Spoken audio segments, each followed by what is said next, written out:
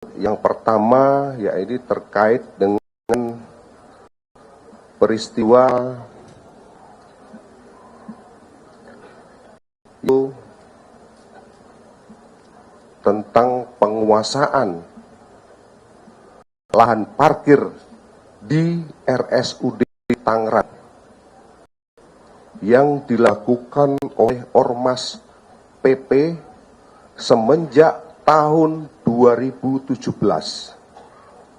di mana di dalam penguasaan lahan parkir tersebut Ormas PP mendapatkan keuntungan setiap harinya dengan cara menarik biaya parkir terhadap sepeda motor sebesar Rp3.000 dan untuk mobil sebesar Rp5.000.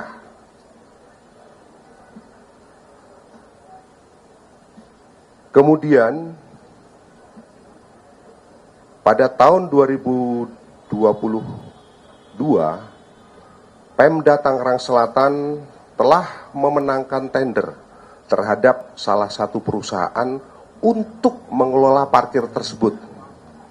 Namun, perusahaan pemenang tender ini tidak bisa mengelola parkir di rumah sakit daerah Tangerang Selatan tersebut karena dihalang-halangi, diintimidasi, bahkan selalu terjadi bentrokan ketika pihak perusahaan akan memasang alat parkir atau palang parkir atau gate otomatis, sehingga terjadi keributan. Rekan-rekan sekalian, akibat perbuatan tersebut, jajaran Polda Metro Jaya pada hasil pelaksanaan operasi premanisme bergabung dengan Polres Tangerang Selatan pada tanggal 21 Mei 2025 pada hari Rabu melakukan penindakan terhadap premanisme yang terjadi di rumah sakit daerah tersebut, yang terjadi di rumah sakit daerah Tangerang Selatan, di mana di dalam langkah penindakan tersebut berhasil mengamankan kurang lebih sebanyak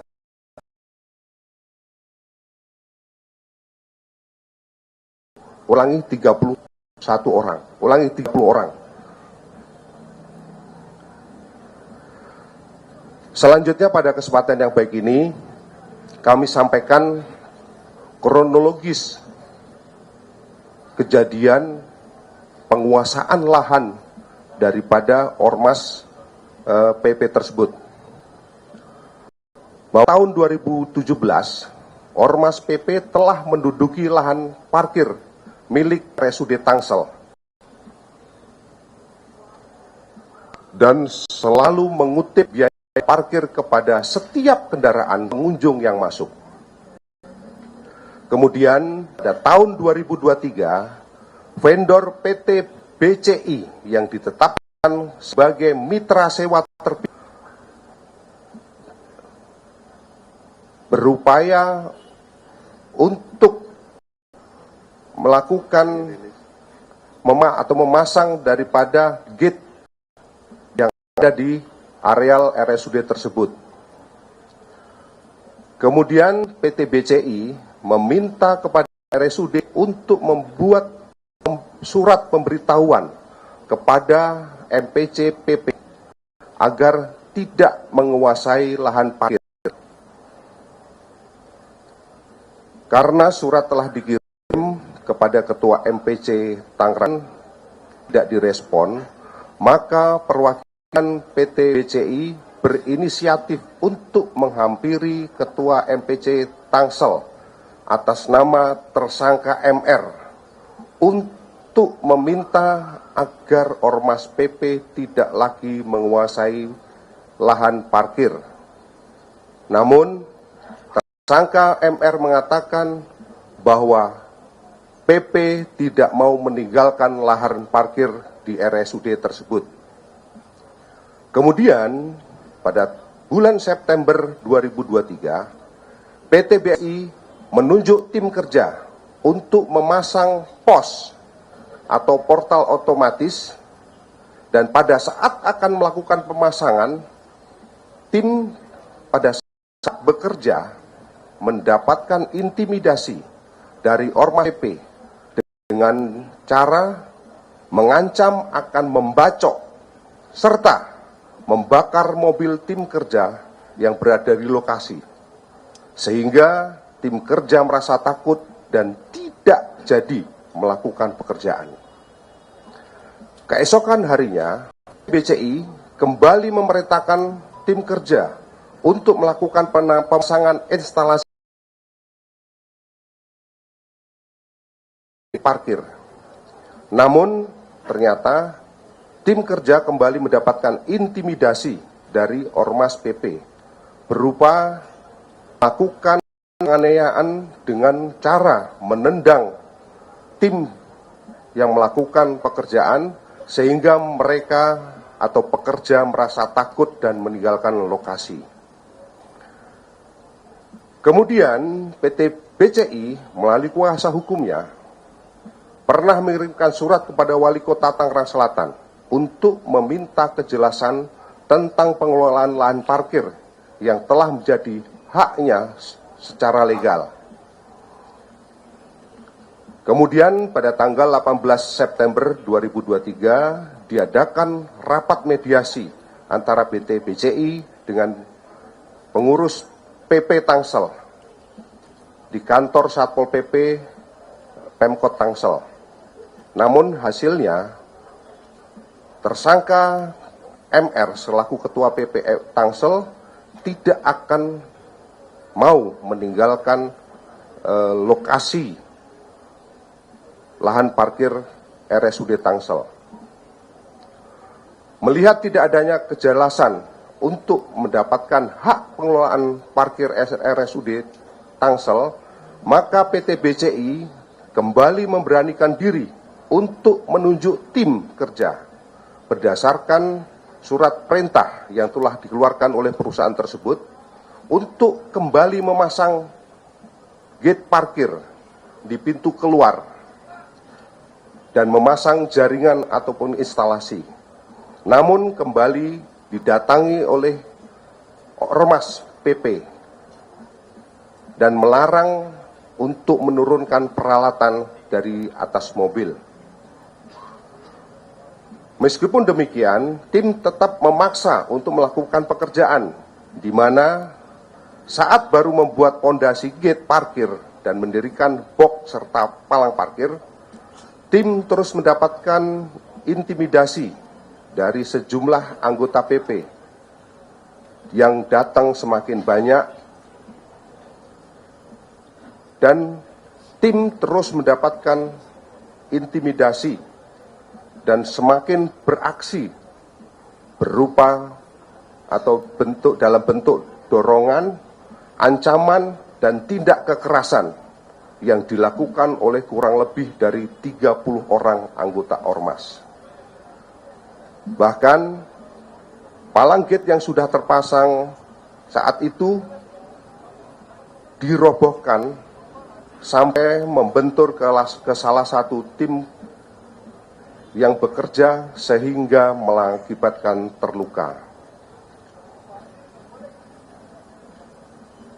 Atas informasi dari masyarakat tersebut, maka tim daripada Polda Metro Jaya dan Satreskrim Polres Tangerang Selatan segera melakukan atau mendatangi TKP,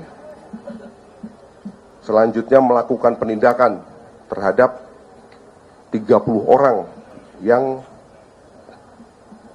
berada di TKP, dan alhamdulillah kami sudah melakukan proses hukum terhadap 30 orang saat ini, dan kami sudah menetapkan tersangka terhadap Ketua PP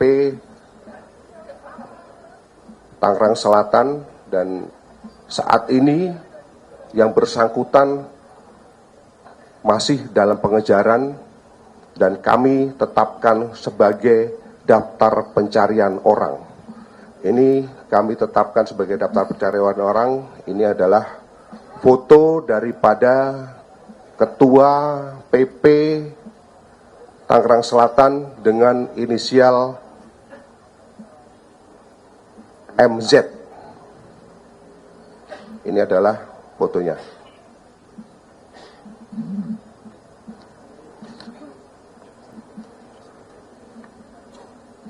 Rekan-rekan sekalian, adapun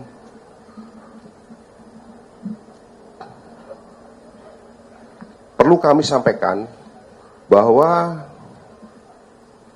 di dalam pengelolaan lahan parkir selama ini oleh Ormas PP, ya, mulai dari tahun 2017 sampai kemarin tanggal 21 Mei 2025, kami kemarin membuat penghitungan rata-rata jumlah kendaraan di dalam satu hari jenis roda 2 itu berkisar sekitar 600 lebih dalam satu hari. Sedangkan untuk kendaraan roda 2 itu kami mencoba hitung dalam satu hari bisa lebih dari 170 kendaraan. Jadi dengan estimasi penarikan tiket sepeda motor apabila untuk roda 2 dengan tiket ditarik 3.000 dan roda 4 5.000, maka dalam satu hari kurang lebih bisa mendapatkan uang parkir lebih dari 2.700 atau hampir 2.800 rupiah. Sehingga di dalam satu hari, apabila kita akumulasi selama 1 tahun, ini bisa mencapai angka lebih dari 1 miliar. Dan ini sudah berlangsung dari tahun 2017.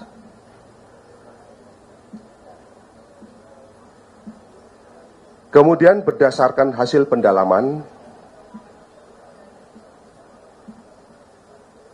kalau kita hitung dari 2017 sampai sekarang, ya kurang lebih sudah dapat mungkin lebih dari 7 miliar lebih hasil yang diperoleh dari mengelola parkir di rumah sakit RSUD Tangsel. Kemudian hasil parkir tersebut dibagi mulai kepada dari anggota PP untuk membeli akomodasi kantor, kemudian saya memberikan iuran kepada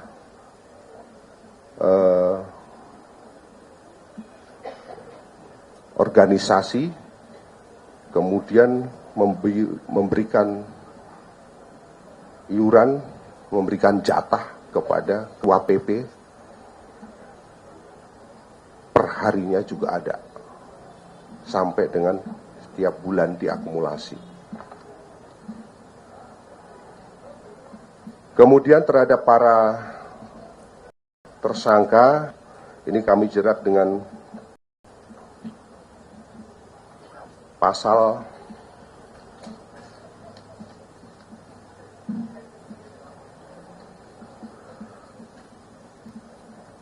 (170) dengan ancaman 7 tahun, kemudian pasal 169 dengan ancaman 6 tahun, pasal 385 dengan ancaman 4 tahun, dan pasal 335 dengan ancaman hukuman 1 tahun. Perlu kami sampaikan bahwa terhadap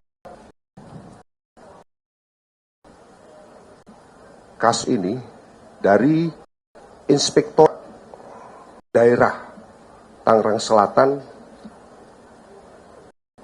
telah melakukan penghitungan potensi kerugian terhadap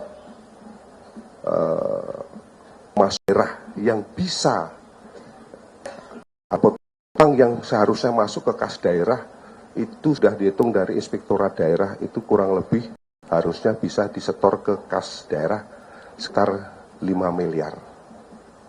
Ini sebagai tambahan, ini kasus yang terjadi di Tangerang Selatan.